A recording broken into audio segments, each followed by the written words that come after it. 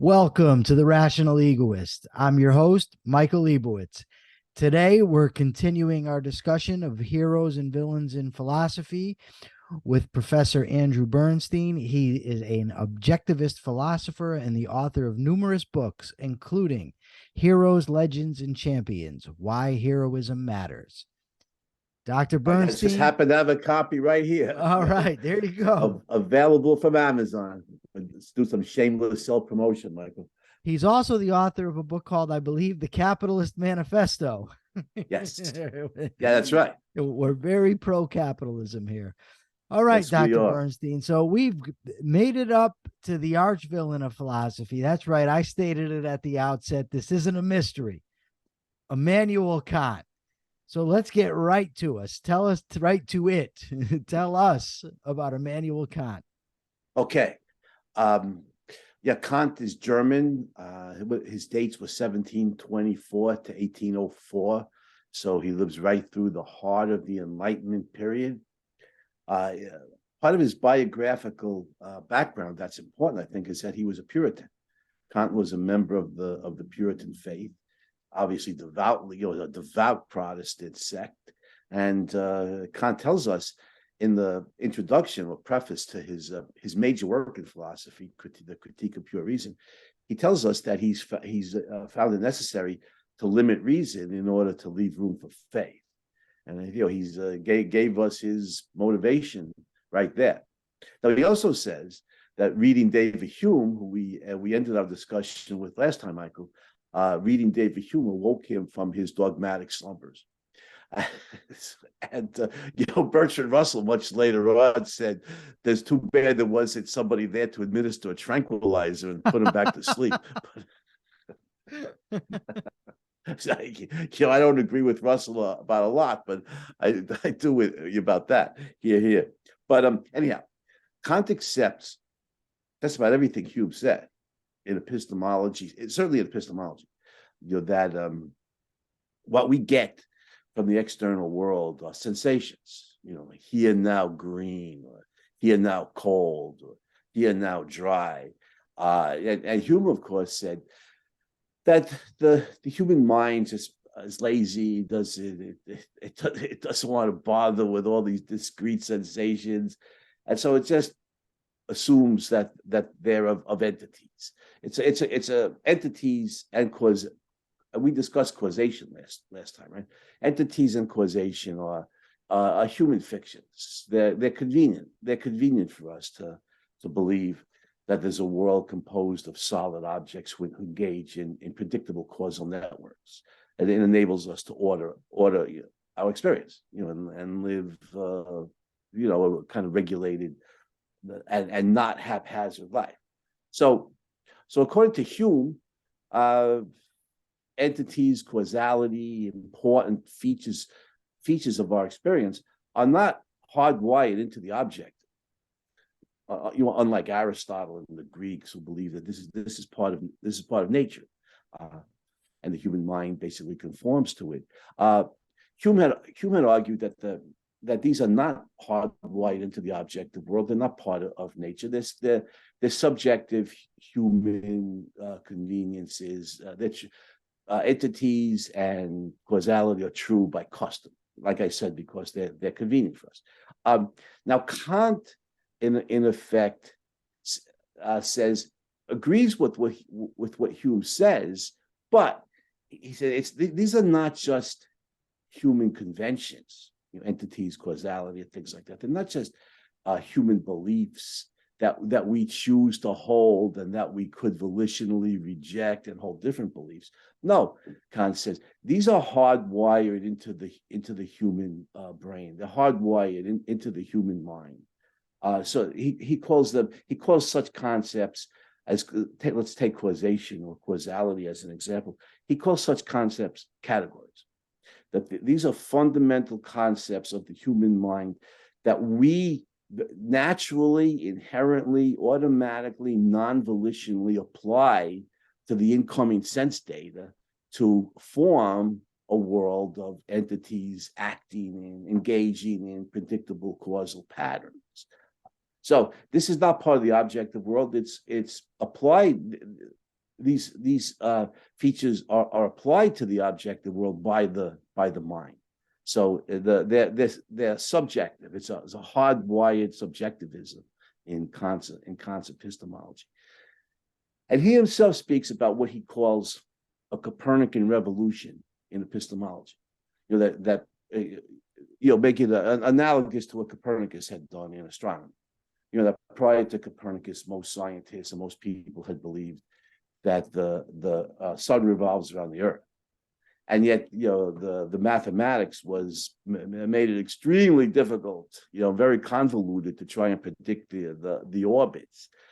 So Copernicus performed a revolution in astronomy. He said, well, what if it's the earth that revolves around the sun? And that made the math much more, it was much more elegant. It was much simpler and less complicated. Well, Kant says, previous philosophers had assumed, like Aristotle is the greatest example, I think. Previous philosophers had assumed that the human mind conforms to nature, to the objective. Well, what if the reverse is true? What if it's the world that conforms to the human mind? And so that the mind then creates this world of experience that we know automatically. There's no choice, and it's preconscious. None of us are conscious of this process, but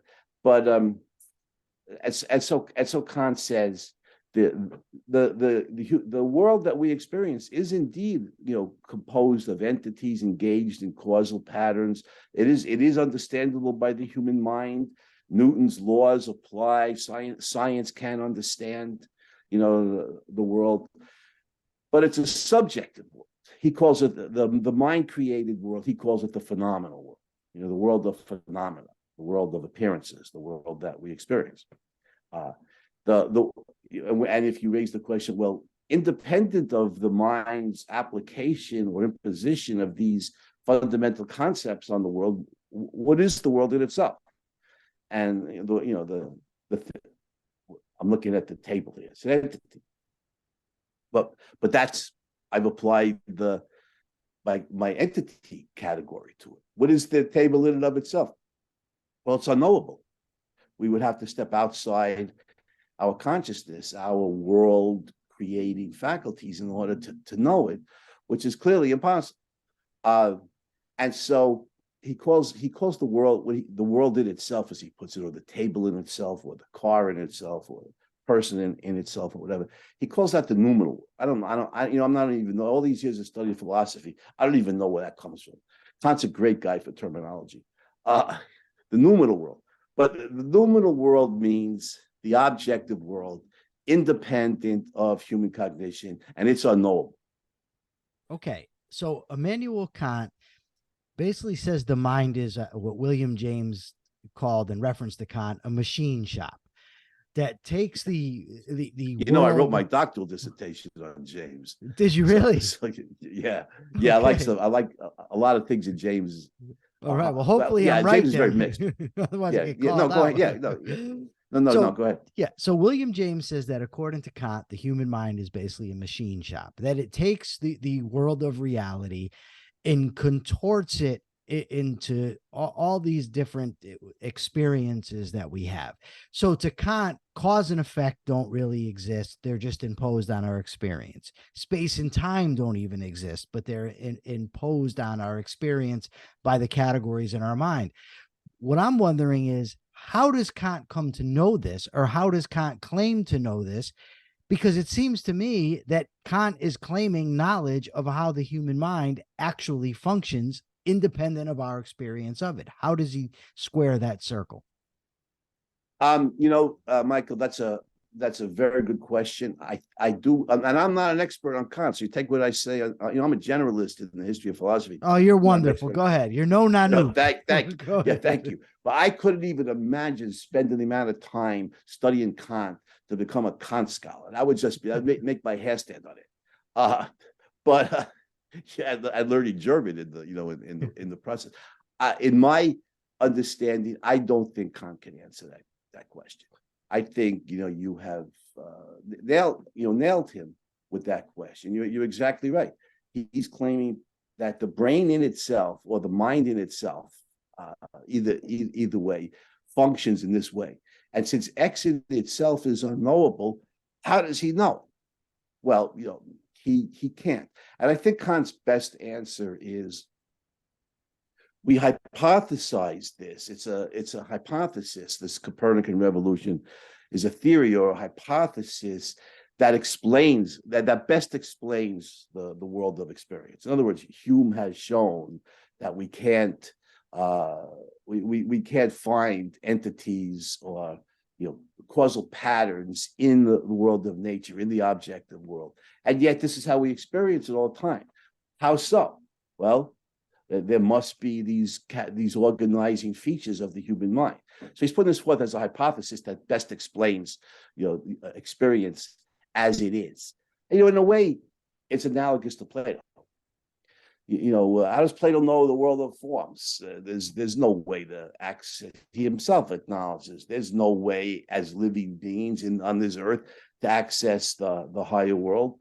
But he says that it's necessary to project this form of reality in order to explain the experiences, that the knowledge that we have, which can't be gained from the changing world. But we discussed that with Plato. We need to project that as the best explanation of the knowledge that we have. I think Kant is similar in that regard. It's a really good question.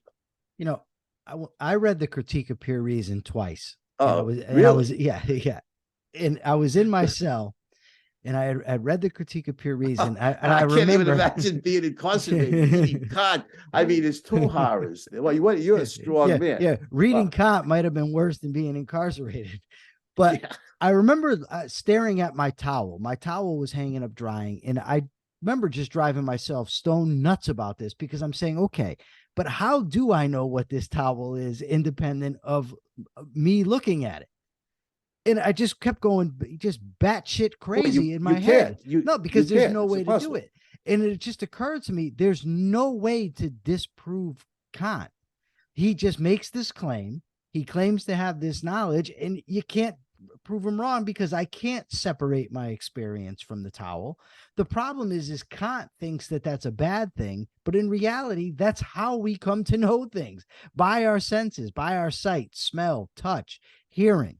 These things aren't actually obstacles. That's how we learn. But Kant sets it up as these are these great separators that keep us separated from reality. That's right.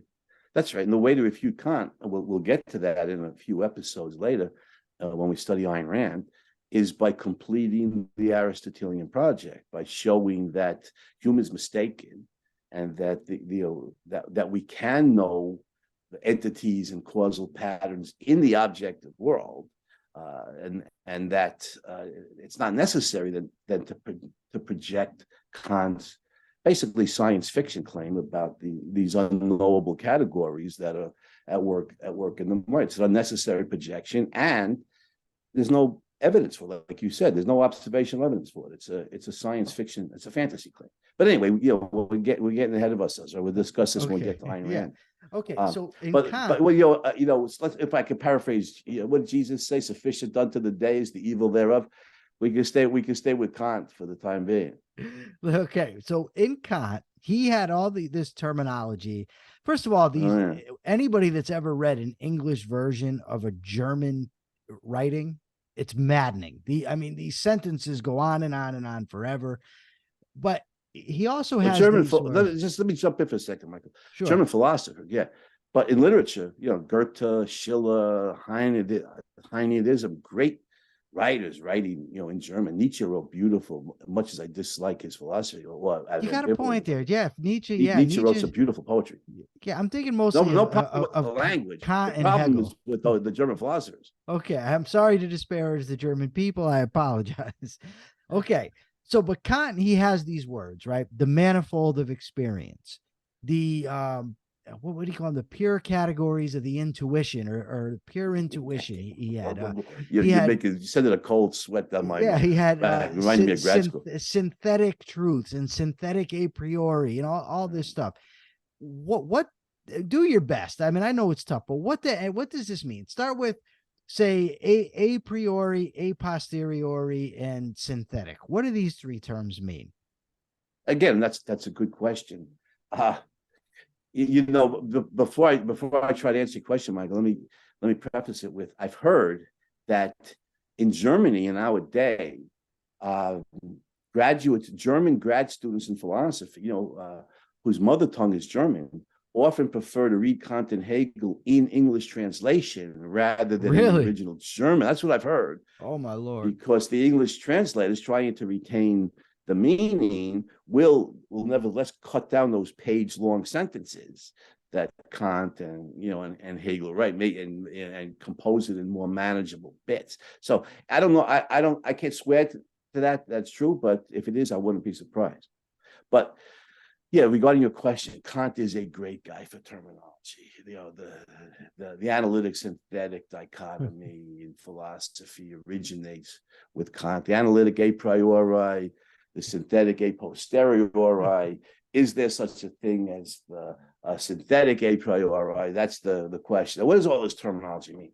A priori generally means prior to experience. And the term analytic means, in looking at the language, that you can figure out the meaning of the claim by definition. Rather, you don't even need to look at reality, just by definition. So I think Kant's own example, if I remember correctly, of an analytic a priori proposition is, a bachelor is an unmarried male. That you wouldn't even need to know any bachelors or have any experience of unmarried men.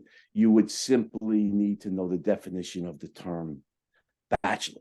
Mm-hmm. Now, how you came to know bachelors and everything is just, blank out, as John Galt would say. But okay, so that's an analytic. You're getting ahead of us again. Yes. You're right.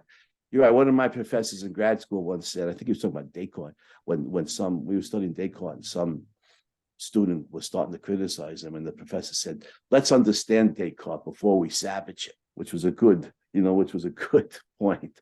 So let's try to understand Kant. So that's the analytic a priori. A posteriori means, after and based in experience. Synthetic means bringing two things together. So, the bachelor, Joe Schmohawk, the bachelor, is 6 foot tall. What's his name? Hold on. Let's get this name down right so we don't mess it up. Joe Schmohawk. I just made it up. Joe Schmohawk. Okay. Yeah. Second cousin of Nanook. Yeah. Oh, I forgot about Nanook. Yeah. This descendant, more likely. But right. So we need to know Joe Schmohawk and measure his height in order to know that he's 6 foot tall. So that claim is based in experience, and it brings together or synthesizes or integrates two different features: Joe Schmohawk, the bachelor, and 6 feet tall. So that's a synthetic a posteriori claim. Now, Kant wants to know if there's any such thing as a synthetic a priori claim. Can there be propositions that bring together two disparate elements that's not grounded in experience, but is known prior to experience? That's the key, he says, to his project. And he claims that his Copernican revolution accomplishes that. X causes Y, or these horrible fires in Hawaii, in Maui. These terrible fires cause a huge amount of death. Cause many fatalities. Well, we can't know that specifics about the Maui fires, but we know in general the causal relationship that that X causes Y, brings together two different things, and it's a priori because it's a pre-experiential feature of the human mind being applied to the incoming sense state. So any causal claim involves a synthetic a priori element. So even though this is the like the synthetic truth that you gave us of measuring how tall the guy is, but even those truths that you're getting from experience are from phenomenal experience, meaning from Right. their experience of Yeah. the phenomenal world. It's still not telling you anything that you need to know about the real world, the world of noumena. Whatever The that's the noumenal word. world is completely unknowable. Completely unknowable to, except for to Kant, who understands how the human brain and mind work in the Right. noumenal world. Right. Okay. It's a hypothesis he projects. Let's be generous as we can to God. Okay. Now, Kant always also put forward what he called the antinomies. What can you tell us about the antinomies? I believe there's four of them. Yeah, they're contradictions. To be perfectly honest with you, Michael, I don't remember. It's been too long. Actually, it hasn't been long enough. I think since I've studied Kant. So I can't. I don't. They're contradictions of of logical thought, right? As I recall, and I don't remember anything other than that about the antinomies. Well, But I mean, if you remember and start talking about it, probably unfortunately, probably horrifically, probably jogged my memory. I remember But two of them. One of them was when it comes to God. Maybe there was just three, but one of them was in relation to God. He said that you can't, if you try to think of a world without God, you can't do that. That doesn't make any sense. But if you try to think of the world with God, that doesn't make any sense. So either way you go with it, it doesn't make any sense. And I believe the other one had to do with free will. That if you try to think of a free will, there has to be a determinism involved. But if you try to think of it in terms of determinism, you can't do that. So you really can't come to a conclusion either way. It's been 18 years since I read it myself, so I might be off. yeah, But I think those were two of the antinomies. yeah, you are refreshing my memory about this.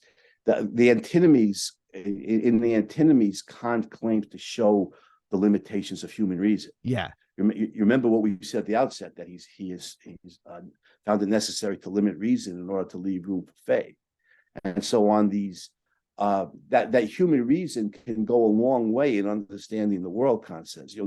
He's a major supporter, for example, of Newtonian science, but there are things that are inaccessible to human reason, even within the phenomenal world. Forget the noumenal world, which is completely unknowable. And you just mentioned two of them where reasoning leads us to these contradictions. And so I think it's not where Kant employs the term rational faith, which to many of us is, I'm not sure. yeah. I think that, like you said, Kant comes out and he says that in order to make room for faith, he has to limit reason. So Right. at this point, like you pointed out last week, the Enlightenment philosophers, David Hume in particular, gave the idea of God a beating, a Oh real yeah. Oh, beating. for sure. But Oh, if Kant can separate the mind from the real world, then he says, well, we actually don't know about the real world. So all your reasoning is just based on these appearances that you're having. So that really can't refute God. Plus, there's the antinomies where either way you think about it, you come to a contradiction. So you can't prove it. You can't disprove it. You might as well have faith in it. That's basically the Kantian spin on God, right? yes, he does say, with the antinomies, that these issues lead human thinking into logical contradictions.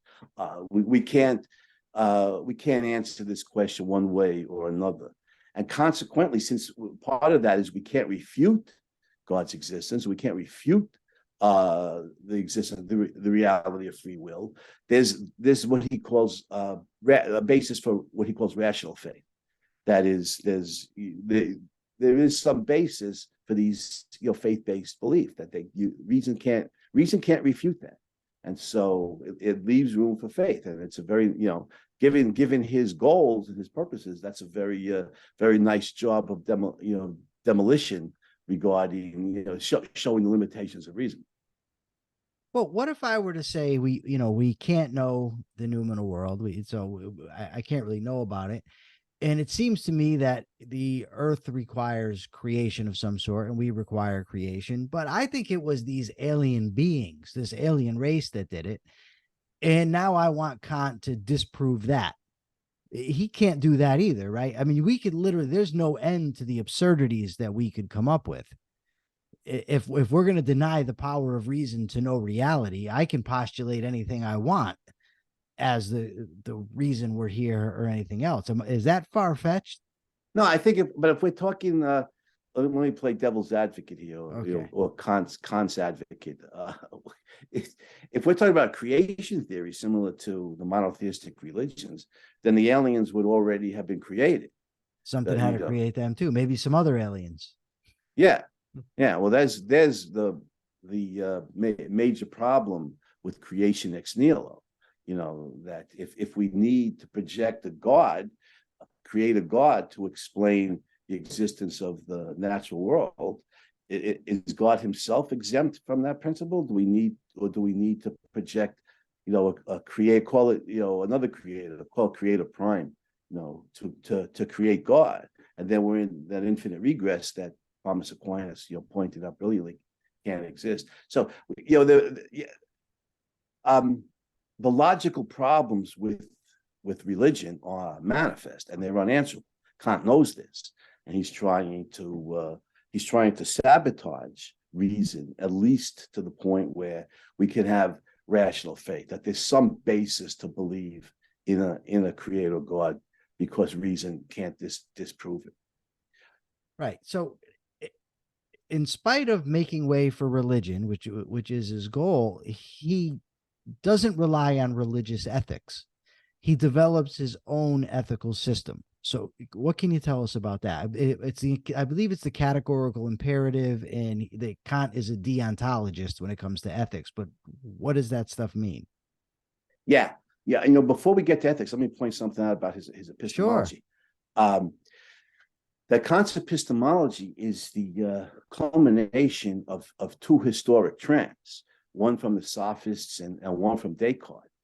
Because the Sophists, remember, I think we discussed this when we discussed ancient philosophy, had limiting their analysis to sense experience, had argued, that the senses have a definite nature. We can only experience, whether it's human beings or using our sight, or bats using, a form of organic sonar, echolocation. We can only experience the object, I'm looking at the table over here, in a form that's stipulated by our sense organs. So we get the world as it appears to us. We can't get the table in itself, if I use Kantian terminology, or the house in itself. And so this is really the birth of Sophists, Pythagoras, people like that, really the birth of subjectivism in epistemology.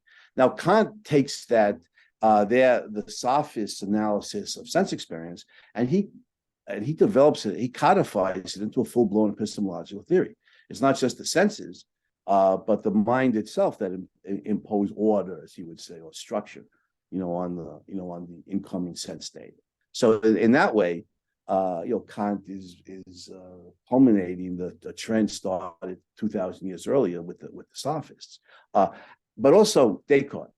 I mean, Descartes had introduced radical subjectivism into Western philosophy. All knowledge begins with knowledge of the self, and then you have to, from innate ideas that you find in your mind, then you can move to proving the existence of God, Descartes says, and then finally proving the existence of the external world, or the natural world. And so, the knowledge begins with subjectivism. I think I quoted before a great line about the history of philosophy, that the ancients, or the Greeks generally, in seeking knowledge, looked outward to nature. The medievals generally looked upward to God, and the moderns generally look inward to the self. Which, and Descartes, and that's generally true, I think, and Descartes initiates it. So, for Descartes, knowledge begins with knowledge of the self, with knowledge of the subject. Well, for Kant, knowledge begins and ends with knowledge of the subject. The subject has created an entire, subjective world that that we now study. So I think looking at Kant's epistemology historically like that, seeing it as the culmination of these two historic trends, I think is helpful to understanding what he's done. Seeing the big picture, as it is. So he wasn't like Athena springing from the head of Zeus. He's relying on his predecessors. Yeah, well, on Kant's behalf, neither was anybody else. Not even really Athena. Right, right. Well, what did Newton say? We stand on the shoulders of Shoulders of giants. giants, yeah. Yeah, yeah. This is true. In Kant's case, perhaps he stands on the shoulders of midgets. But Maybe he fell off. yeah, I can't stand this guy. We get to his ethics. I'll get to his ethics in just a minute. First of all, it's so difficult to read him. Hegel's even worse, as we'll see next time. But he's made it so difficult to read, and reminds me of Nietzsche's great line about the poets or the writers who muddied their waters to make them appear deep.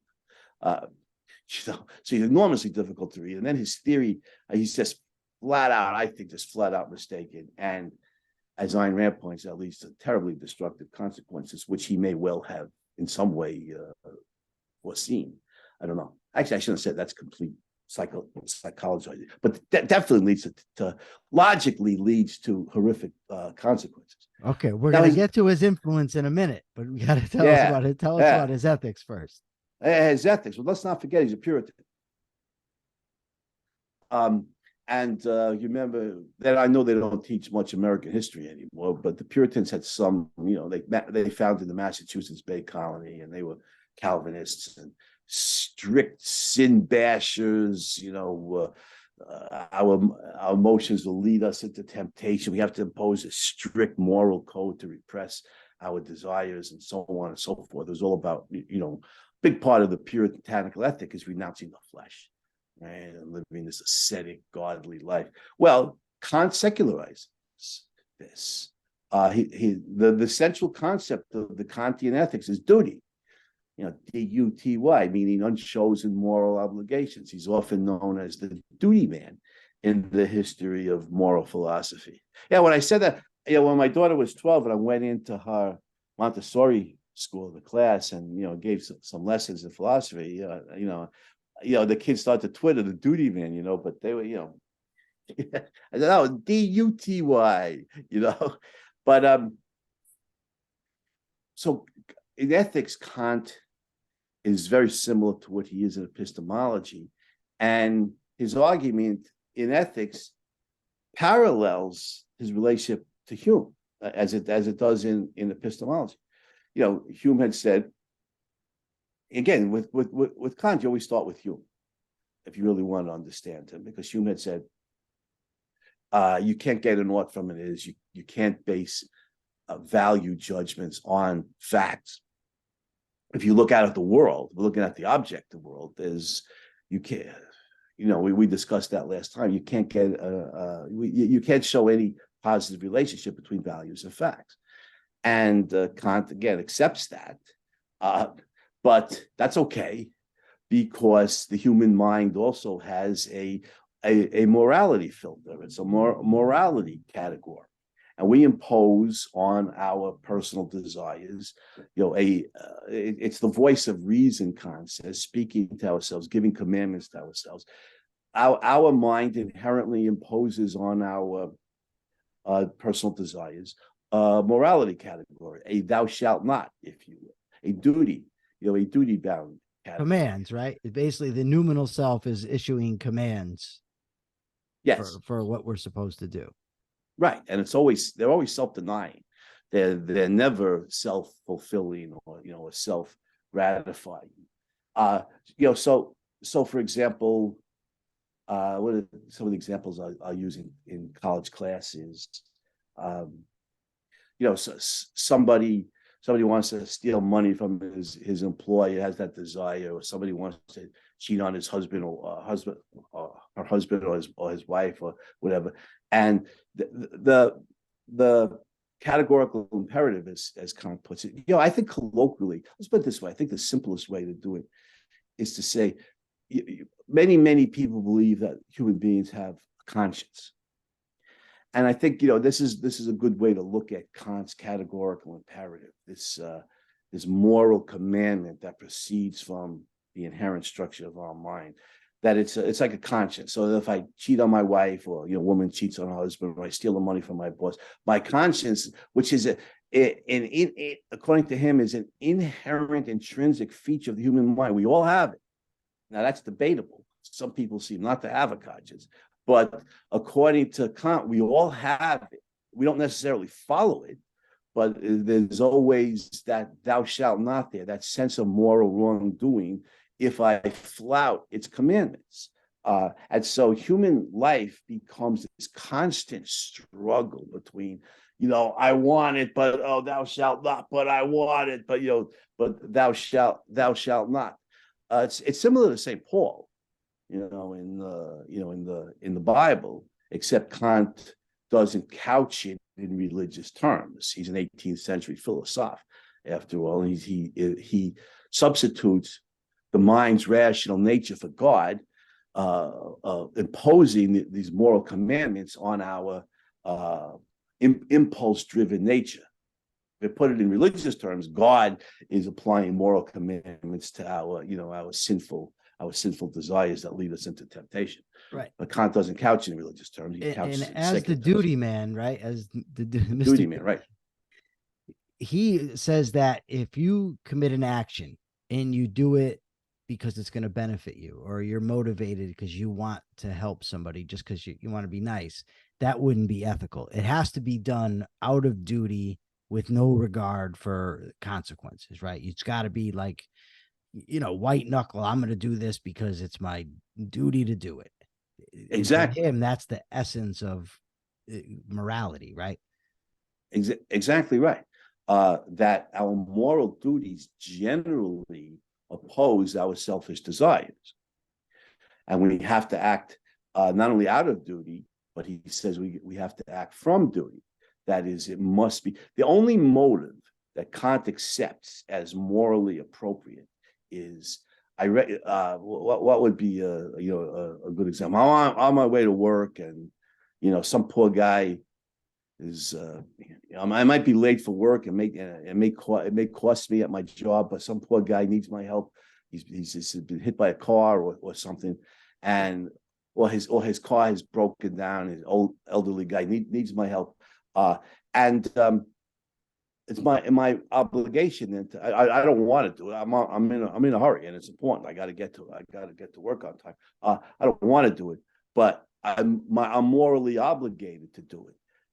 So if I'm thinking, this guy's got a fancy car, he may be rich, maybe he gives me some money. No, that would be the right action to help the guy, but the wrong motive. The motive is selfish. So when Kant says not only have to act in accordance with duty, but I have to act from duty, meaning I have to perform the right action. In this case, helping the guy, but I also have to act from the right motive. And the right motive, first of all, extirpates all selfish considerations. I'm not looking to get money. I'm not looking to get gratitude. I'm not looking to get personal happiness. I'm not looking to score brownie points with God and gain salvation. The only proper motive is, one, I recognize that this is my duty, and two, I do it because I recognize it's my duty. And if there's any selfish gain of any kind, even an inner jolt of happiness, that calls into question the sanctity of the motive.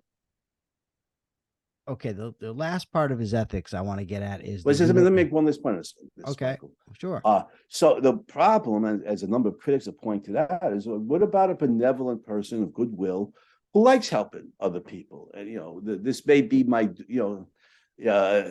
mom was like this to some extent. Go into the nursing home and work with very elderly people, and she got fulfillment out of it. There was a human contact, there's human intimacy, and there's a happiness. There can be a happiness in reaching out to your brothers and sisters, and so on and so forth. Well, she's doing the right thing. She's helping the elderly in the nursing home. But is she doing it for the right reason?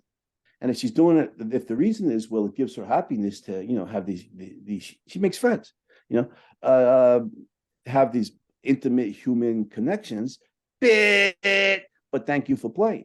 That's selfish. The only proper motive would be, oh, I really want to spend the day watching soap operas and eating bonbons, on the couch. God, it's my duty to go to nursing home and help these poor old elderly bastards. Oh, God, I hate it. Then, if she's feeling all the pain of having to do her duty and slash away from herself her little pleasures in life, then we can be sure that the motive is pure. That's Kant. That's the duty man. That is ugly. Oh, man, it's hideous. You see, nobody in the whole history of moral philosophy ever so consistently and persistently opposed the pursuit of personal happiness the way Kant did. Yeah, I mean, even religion, if you go to it, the goal ultimately is selfish. I mean, it's ridiculous. Salvation. Yeah, salvation. You're doing it because you want to get the great reward when this is all done.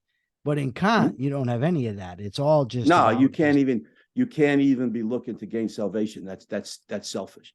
You got to do it as an end in itself.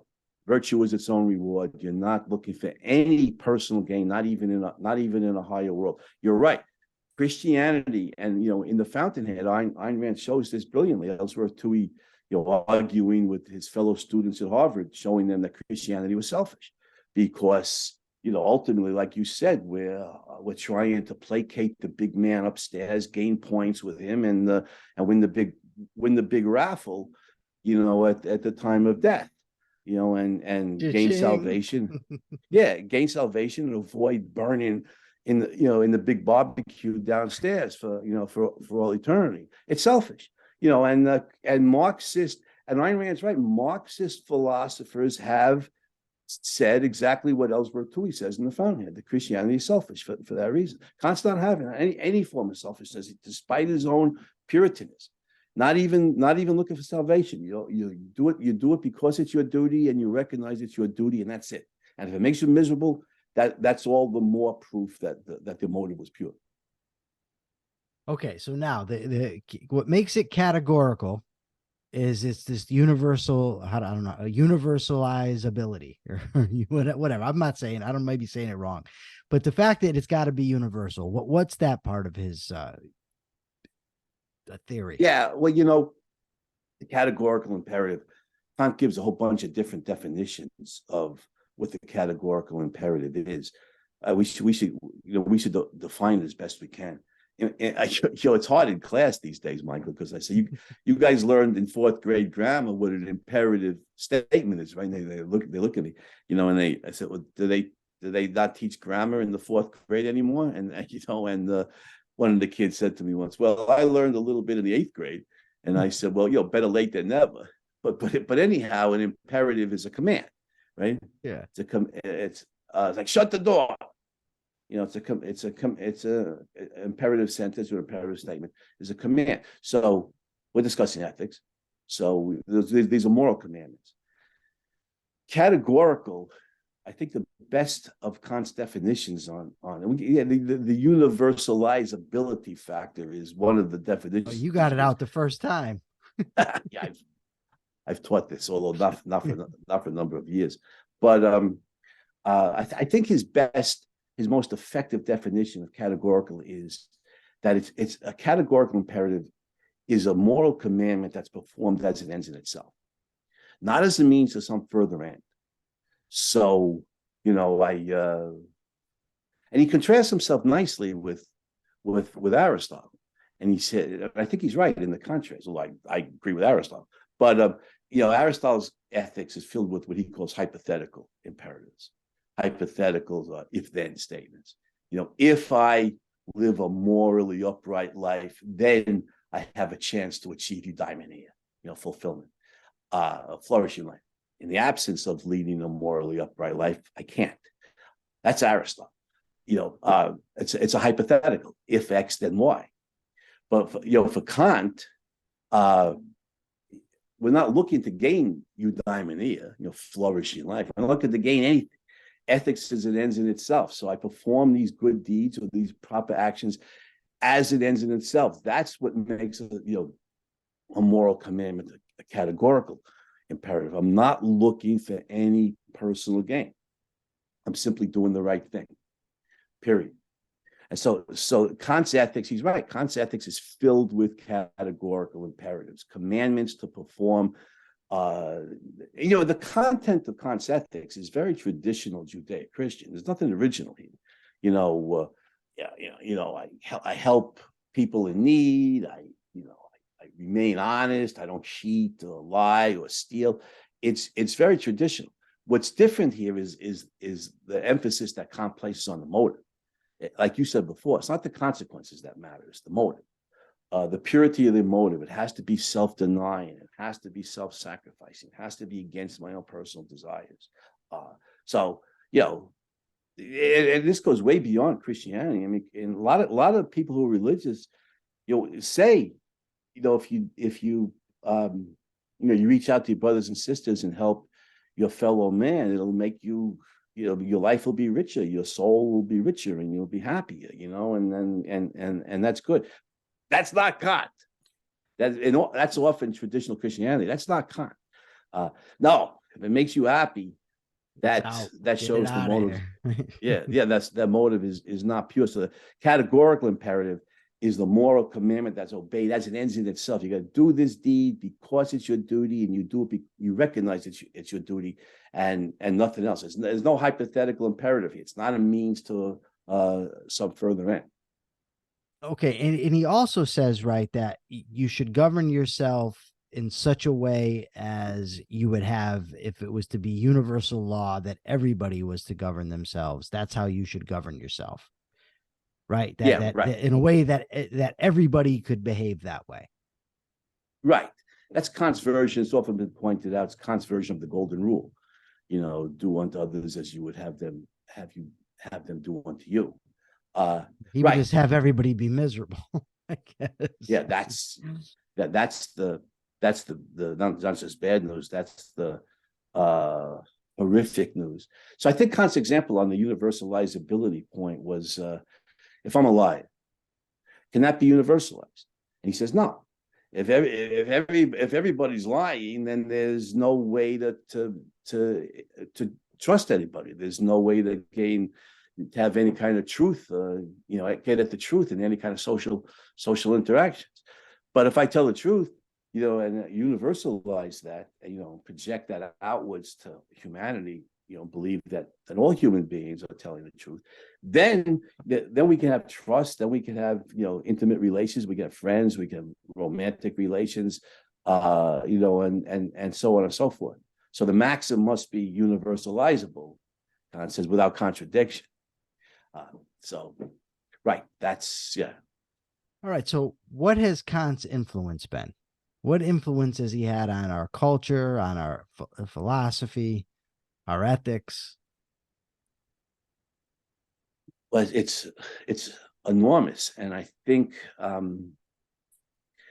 if we come down through in our next session, I assume we're going to study Hegel, Marx, and the postmodernists like Foucault and Derrida, and we'll see that they are little mini Kantians. Well, Hegel's not mini; he's huge, but they are Kantians. And I'll just give one example of Sure. of many. George Wilhelm Friedrich Hegel, the next great philosopher on the scene, agrees with Kant that the subjective world is, that the human mind constructs its own world. But where he disagrees with Kant is that Kant believes there's these 12 categories, and they're true for all human beings for all time, and they're unchanging. They're like Platonic forms, transported into the human mind. And Hegel looking at history says no. The basic categories by means of which human beings structure their world change from era to era, from society to society, from culture to culture, from race to race. They all have their own truth. Now, this is starting to sound familiar, where we're getting into 21st century woke culture, where blacks have their truth and whites have their truth and Asians have theirs, and there's male truth and there's female truth and there's gay truth and there's straight truth, so on and so on. Well, this is Hegel taking a sledgehammer to Kant's monolithic categories, breaking it up into many, to many different cultural categories, philosophers, you know, and this is the birth of what they call cultural relativism, that truth will vary from society to society, from time period to time period, and so on. And today, you know, from race to race and gender to gender, and, you know, and so on. So the influence has been enormous. And yeah, like we'll you see. said, We'll see the influence on communism, on fascism, on the duty-bound ethics, for, you know, and the idea that each group creates its own reality. That's Hegel's version of Kant. Each group, not just the group, but each group, each subgroup creates its own reality. This is Hegel's version of Kant. So from here on out in this series, we should all keep Emmanuel Kant in mind. He's enormous. Right? Yeah, he's enormous. He's like the evil genius. He's Lex Luthor. You know, in the history of Lex Luthor, right, from Superman. He's a certified member of the big three in the history of philosophy, you know, chronologically, Plato, Aristotle, and Kant, in terms of the enormity of their influence. And okay. Well, I think it's a great place to stop. It's been a great discussion as always. Dr. Bernstein, tell them where they can find you. Well, you know, and that great book of yours. Yeah, AndrewBernstein.net. My website's AndrewBernstein.net. His Heroes, Legends, Champions, Why Heroism Matters. It's available from Amazon. Go on my Facebook page. You can follow me on. Well, I have 5,000 friends, but you can send me a friend request as soon as somebody drops out. You know, I'll add you. You can follow me on Twitter. So, my website's AndrewBernstein.net. Okay, perfect. Well, can't wait to have you on again. For now, this is the Rational Egoist signing out. I'm Michael Leibowitz. Remember, like, share, comment, subscribe. Until next time.